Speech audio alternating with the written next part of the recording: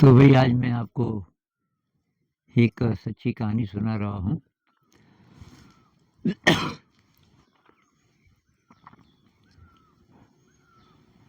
मैं जब पढ़ाई कर रहा था हरियाणा में,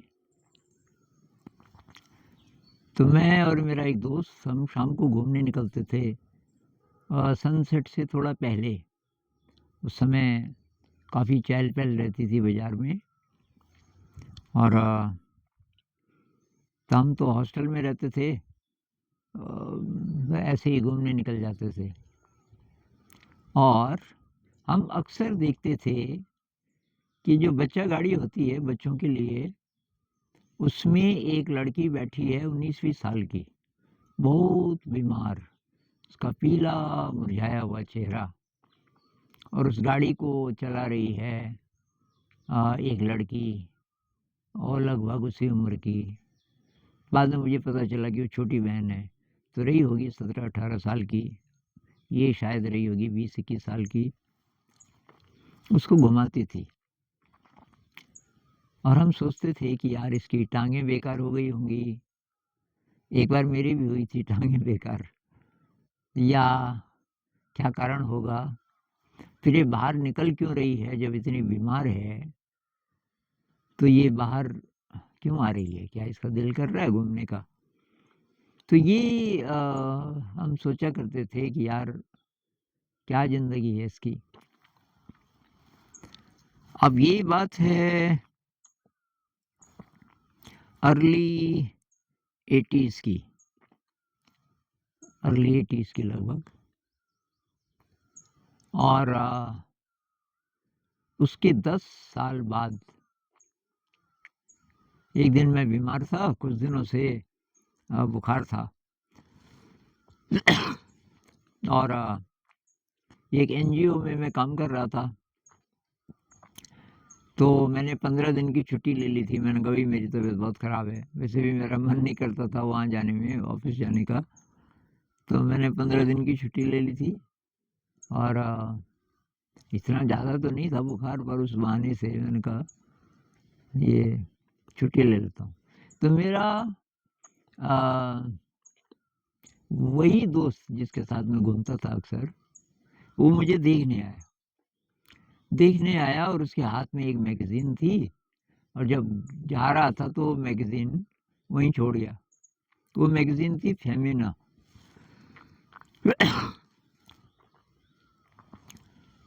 तो उसके जाने के बाद मेरी नज़र पड़ी उस पे। मैंने कहा यार ये क्या है, ये फेमिना मुझे नहीं था पता। महिलाओं के बारे में एक पत्रिका उस ज़माने में, अभी भी हो क्या पता। अब मैं उसको पलटने लगा और अचानक मुझे वैसा ही चित्र मिल गया कि बच्चा गाड़ी है और उसमें ये घुमा रही है। अरे मैंने कहा ये तो, इसको तो मैं पहचानता हूँ। तो फेमिना में उसकी कहानी थी। कहानी ये थी कि वो 9 साल से बेड रिडन थी।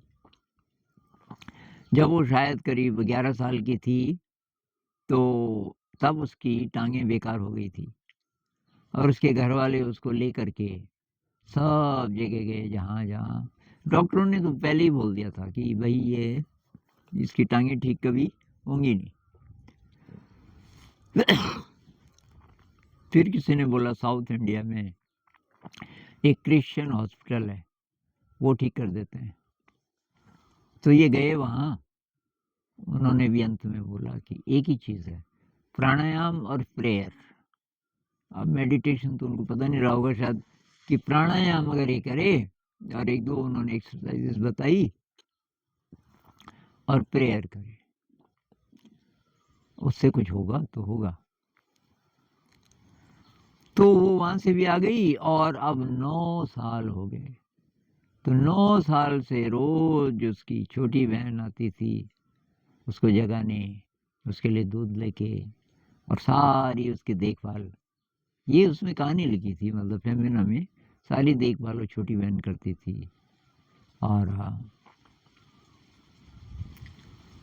तो जब करीब 9 साल हो गए, एक दिन एक मिरेकल हुआ। ये इसकी आंखें पहले ही खुल गई, ये जो बीमार थी। अब ये ऐसे लेटी हुई थी और इसकी आंखें खुली तो सामने खिड़की थी, खिड़की के बाहर नीम का पेड़ था, नीम के पेड़ के पीछे सूरज था और सूरज की रोशनी छन छन के खिड़की के अंदर से इस फर्श पे गिर रही थी।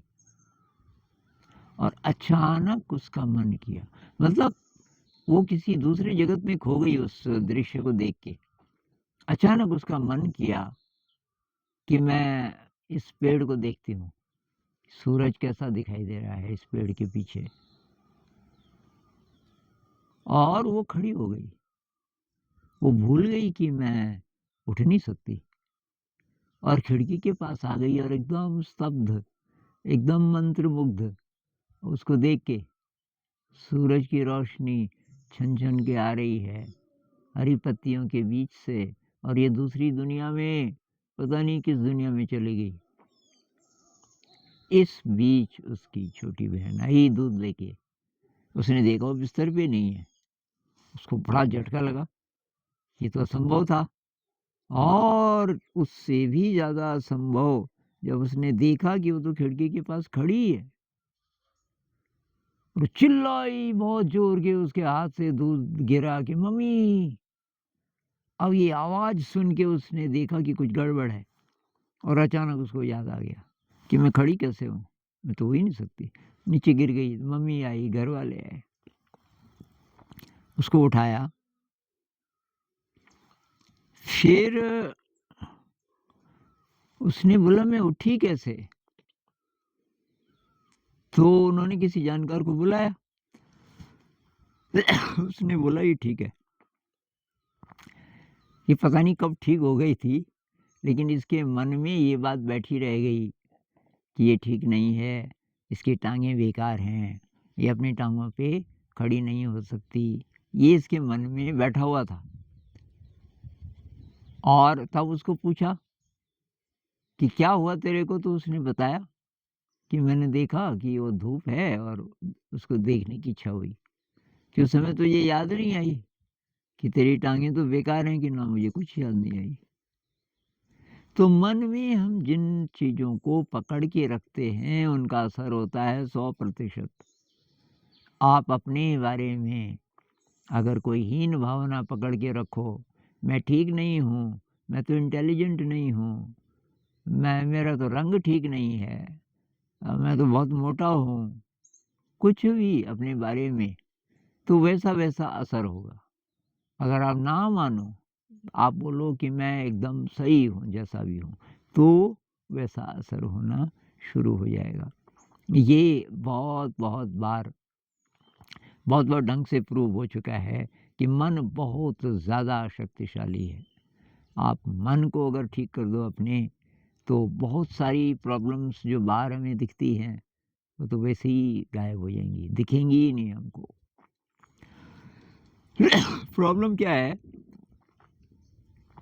कि मेरे हाथ पे जख्म है, आप आए बहुत प्यार से, आपने बहुत गर्मजोशी से हाथ मिलाया क्योंकि आप मुझे बहुत प्यार करते हैं, और उसमें घाव है और मुझे दर्द हुआ। मैंने बोला छोड़ो भाई ये।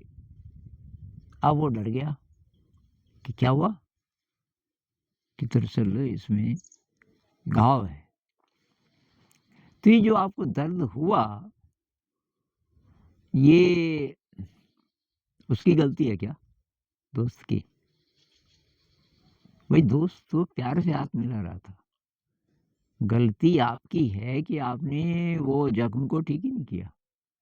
और ऐसे जख्म होते हैं हमारे दिल पे, हमारी आत्मा पे, पता नहीं कहाँ कहाँ, पता नहीं कितने कितने, जो हमने मेंटेन किए रहते हैं। एक तो है जख्म, एक हम उसको मेंटेन करके रखते हैं। तो कैंडिस फर्ट कहती हैं कि जो सीरियस बीमारियां होती हैं कैंसर जैसी, उन लोगों को होती है जो बहुत टाइम तक नेगेटिव मूड को मेंटेन करके रखते हैं। नेगेटिव मूड क्या? उदासी, हताशा, निराशा, इन्फीरियरिटी कॉम्प्लेक्स, ये दुनिया अच्छी नहीं है। कोई निहिलिज्म को मानता हो और रोज बोले कुछ नहीं है, तो उसको बीमारी लग सकती है, क्योंकि कुछ नहीं है, मैं कुछ नहीं हूँ, कल मृत्यु है, सब मर जाएँगे। ये जो सोच है, ये वैसा-वैसा रिज़ल्ट आपके अंदर लाएगी। और जो अच्छी वाली सोच है, उससे क्या होगा? उससे अच्छे रिज़ल्ट्स आने शुरू होंगे। इसलिए भई अच्छी इमेज रखो अपने बारे में और डरना नहीं चाहिए किसी चीज़ से। अब मुझे बुखार है बहुत दिनों से, तो एक अप्रोच तो ये होती कि मैं बोलता भाई मुझे बुखार है, मैं तो आराम करूँगा, कुछ नहीं करूँगा। हाँ, मेरी उम्र भी बहुत ज़्यादा हो गई और ये तो बुखार है। तो मैंने दवाई नहीं ली, ये करीब 3 हफ़्ता हो गया। बीच-बीच में ज़रा ठीक होता है, फिर होना शुरू हो जाता है, खाँसी भी, बुखार भी। मैंने कहा अंग्रेज़ी दवाई मैं नहीं लूँगा। ये आयुर्वेदिक तो है मेरे पास, एक अमृतारिष्ट होती है, वो तो मैं ले रहा हूँ। तो मैंने कहा ये नहीं लूँगा मैं एलोपैथिक, जब तक हो सके। अब अति हो जाएगा तो ज़िंदा तो रहना है, तब तो लेना पड़ेगा। लेकिन ये बहुत दिन हो गए, 3 हफ़्ते से ज़्यादा हो गए, चल ही रहा है। मैं भी उसको रहने दे रहा हूँ, भाई मेहमान है, इतना तो रह ले, कुछ फ़र्क नहीं पड़ता मुझे, थोड़ा-थोड़ा है। ऐसा ना हो जाए कि मैं चल ना पाऊँ और बोल ना पाऊँ, तब प्रॉब्लम होगी। बोल भी रहा हूँ, चल भी रहा हूँ, बीच-बीच में खाँसी हो रही है, कोई प्रॉब्लम नहीं। और मेरे साथ धीरज सर हैं, वो कुछ करने नहीं दे रहे पिछले 2 दिनों से। उससे पहले 3-4 दिन मैंने ये किया, खाना बनाया और ये बर्तन-वर्तन साफ़ किए, पर वो करने ही नहीं दे रहे अभी। वो कह रहे हैं आप ज़रा ठीक हो जाओ पहले। तो अब मुझे मेरे लिए प्रॉब्लम नहीं है, इसको मैं प्रॉब्लम बना सकता था। बनाता तो वैसा रिज़ल्ट होता, मेरी हालत तब सचमुच और ख़राब हो जाती। लेकिन अभी मैं फिट हूँ। अब मुझे मालूम है मैं सिटिंग कर लूँ 4-5 घंटे की तो ये गायब भी हो जाएगा। लेकिन अभी मैं देख रहा हूँ इसको आराम-आराम से। तो भई मन जागा भोर भई। मन जब तक सोया है, अंधकार में है, तब तक रात है। मन जाग जाए तो क्या होगा? मन जागा भोर भई, तब आपके जीवन में सुबह आएगी। अंबर-अंबर के द्वार खुले, आपके लिए पता नहीं कितने आसमानों के दरवाजे खुल जाएँगे। अलबेली धूप खिली, मन जागा भोर भई।